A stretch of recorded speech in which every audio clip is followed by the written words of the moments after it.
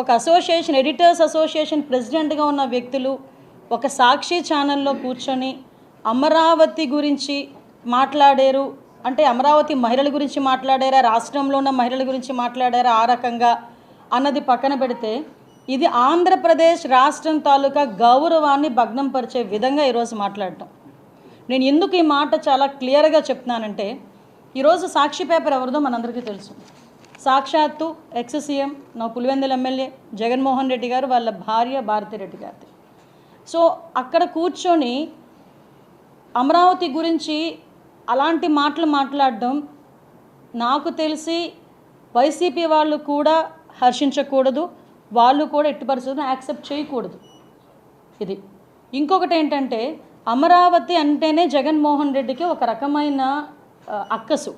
ఎలాంటి అక్కసు అంటే 2019 డిసెంబర్ 17 సంథింగ్ ఆ డేట్లోనే అమరావతి రాజధాని కాదు, అమరావతి 3 రాజధానులు చేస్తానని చెప్పి ఆ రోజు నుంచి కూడా ఆ రోజు నుంచి కూడా విషయం కక్కి అమరావతి రైతుల మీద ఎంత దాష్టికానికి ఒడిగట్టారో మీరు అందరూ చూశారు.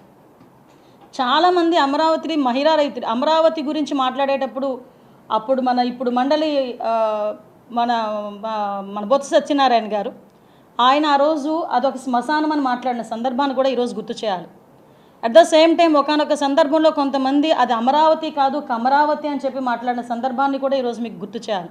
అంటే ఇది స్టెప్ బై స్టెప్ ఈరోజు ఏదో అక్కసిగా బయటకు వచ్చి అమరావతి గురించి మాట్లాడిన సందర్భాలు కాదు ఇవి. ఆ రోజు నుంచి వాళ్ళ అధికారంలో ఉన్న దగ్గర నుంచి కూడా అమరావతి మీద ఒక అక్కసి వెళ్ళగక్కి ఆ అమరావతి ఈరోజు మన రాజధాని అని ధైర్యంగా చిన్న పిల్లోడి దగ్గర నుంచి పెద్దవాళ్ళ వరకు చెప్పుకోగలుగుతున్నారంటే కొన్ని వేల మంది రైతుల తాలూకా త్యాగం అండి. అది సుమారుగా 34,000 ఎకరాలు కావాలి అంటే ఒక పైసా ఆశించకుండా రాష్ట్ర రాజధాని గురించి మా భూములు మేము ఇస్తామని చెప్పి ముందుకొచ్చి కేవలం చంద్రబాబు నాయుడు గారి మీద ఉన్న నమ్మకంతో ఆ రోజు ముందుకొచ్చి అంతమంది రైతులు ఆ రోజు రాజధానికి అందరూ కూడా భూమినిస్తే దాంట్లోని శాసనసభను ఏర్పాటు చేసుకుని 2017లోనే అక్కడి నుంచి మన కార్యకలాపాలని కొనసాగించిన పరిస్థితి మర్చిపోయారా ఆ రోజు? అదే అసెంబ్లీలో చాలా సందర్భాల్లో మీరు కూడా అక్కడి నుంచి మాట్లాడిన సందర్భాలు కూడా మర్చిపోయారా జగన్మోహన్ రెడ్డి గారు?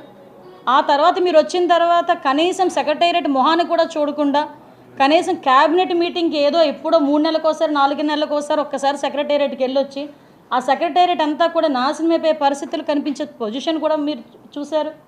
అదే అమరావతి రైతులు బయటకు వచ్చి అమరావతిని రాజధానిగానే ఉంచాలని చెప్పడానికి అమరావతి మహిళా రైతులు వస్తే ఆ మహిళా రైతుల గురించి ఎంత వల్గర్గా మాట్లాడారండి.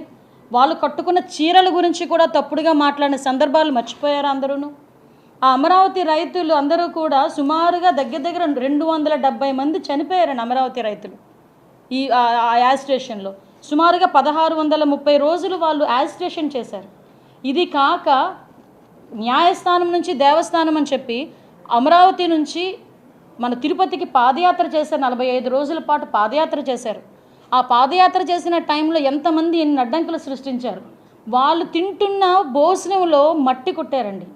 మనకు ఈరోజు మన రాజధాని గురించి భూములు ఇస్తే అదే రైతుల కంచాల్లో ప్లేట్లలో మట్టి పోసిన సందర్భాలను కూడా ఈరోజు నేను గుర్తు చేయాలి. ఎందుకు ఇవన్నీ చెప్తున్నాను అంటే ఈ రోజు ఎవడో ఒక వ్యక్తి వచ్చి సాక్షి ఛానల్లో కూర్చుని మాట్లాడేసి వెళ్ళిపోతే అది కాదు మనం తీసుకోవాల్సింది.